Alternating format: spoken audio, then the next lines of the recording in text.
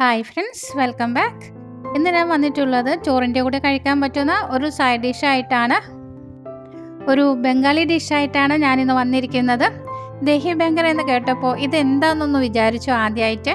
പക്ഷേ ഇത് ചെയ്തു കഴിഞ്ഞപ്പോൾ വളരെ ടേസ്റ്റി ആയിരുന്നു ചോറിൻ്റെ കൂടെ കഴിക്കാൻ വേണ്ടിയിട്ട്.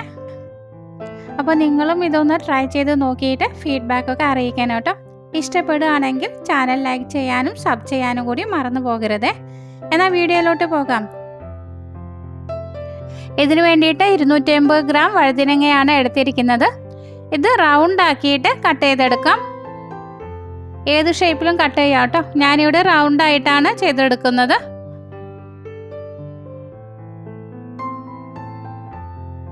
വഴുതിനങ്ങ നമ്മൾ അരിഞ്ഞിട്ട് പുറത്ത് വെക്കുകയാണെങ്കിൽ പെട്ടെന്ന് കറുത്തു പോകും. അതിന് വേണ്ടിയിട്ട് വെള്ളത്തിൽ ഇട്ട് വെക്കുകയാണെങ്കിൽ തീരെ കറുത്തു പോകില്ല, ഫ്രഷ് ആയി തന്നെ ഇരിക്കുന്നതാണ്.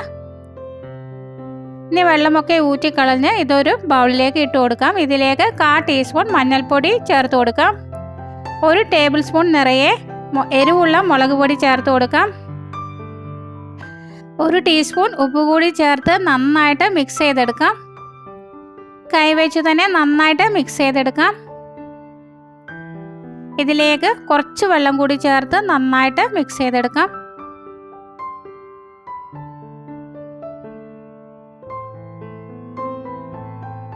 ഇനി ഒരു പാൻ അടുപ്പിലേക്ക് വെക്കാം. ഇതിലേക്ക് ഒരു 4 ടേബിൾ സ്പൂൺ വെളിച്ചെണ്ണ ഒഴിച്ചു കൊടുക്കാം. കുറച്ച് കറിവേപ്പില ചേർക്കാം. മസാല പുരട്ടി വെച്ചിരിക്കുന്ന വഴുതിനങ്ങ കഷ്ണങ്ങൾ ഓരോന്നും ഇതിലേക്ക് ഇട്ട് കൊടുക്കാം. നന്നായിട്ട് ഫ്രൈ ചെയ്തെടുക്കാം.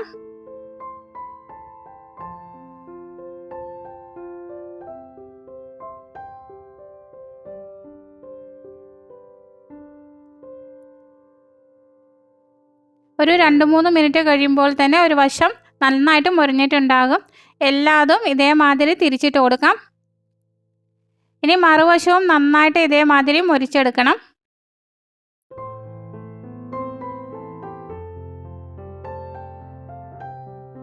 ഇപ്പോൾ 2 വശവും നന്നായിട്ട് മുരിഞ്ഞു വന്നിട്ടുണ്ട്. ഇതിനെ ഒരു പാത്രത്തിലേക്ക് ഇട്ട് കൊടുക്കാം.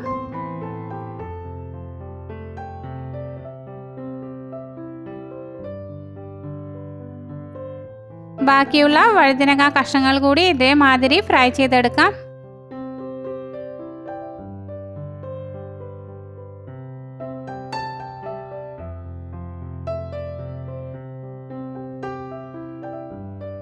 ഇനി തൈര് റെഡിയാക്കി എടുക്കാം. ഒരു ബൗളിലേക്ക് ഒരു 4 ടേബിൾ സ്പൂണ് അല്ലെങ്കിൽ 5 ടേബിൾ സ്പൂണോളം തൈര് ചേർത്ത് കൊടുക്കാം. ഇതിലേക്ക് 5 ടേബിൾ സ്പൂൺ വെള്ളവും ചേർത്ത് നന്നായിട്ട് മിക്സ് ചെയ്തെടുക്കാം. 1/4 ടീസ്പൂൺ ഉപ്പ് കൂടി ചേർത്ത് നന്നായിട്ട് കലക്കി വെക്കാം. നേരത്തെ ഫ്രൈ ചെയ്ത് മാറ്റി വെച്ചിരിക്കുന്ന വഴുതിന കഷ്ണങ്ങൾ ഓരോന്നും ഇതിലേക്ക് ചേർത്ത് കൊടുക്കാം. ഇനി ഇത് മെല്ലെ ഒന്ന് മിക്സ് ചെയ്തെടുക്കാം. കഷ്ണങ്ങൾ ഉടയാതെ വേണം മിക്സ് ചെയ്തെടുക്കാൻ. ഇനി ഇതിലേക്കുള്ള വറവ് റെഡിയാക്കി എടുക്കാം. അതിന് വേണ്ടിയിട്ട് ഒരു ചീനച്ചട്ടി അടുപ്പിലേക്ക് വെച്ച് 1 ടേബിൾ സ്പൂൺ വെളിച്ചെണ്ണ ഒഴിച്ചു കൊടുക്കാം. വെളിച്ചെണ്ണ ഒന്ന് ചൂടായി വരുമ്പോൾ ഇതിലേക്ക് 1/4 ടീസ്പൂൺ നല്ല ജീരകം ചേർത്ത് കൊടുക്കാം.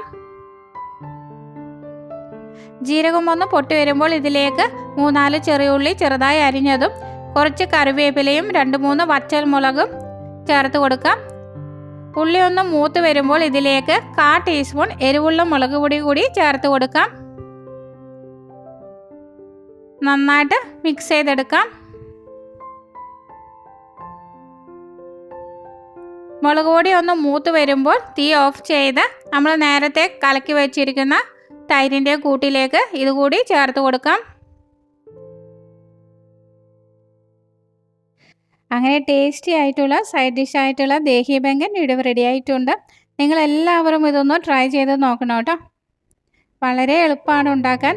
ഒരു 3-4 മിനിറ്റ് മതിയാകും. ഇഷ്ടപ്പെടുകയാണെങ്കിൽ ലൈക്ക് ചെയ്യാനും നിങ്ങളുടെ ഫ്രണ്ട്സിനും റിലേറ്റീവ്സിനും ഒക്കെ ഷെയർ ചെയ്ത് കൊടുക്കാനും മറക്കരുത്.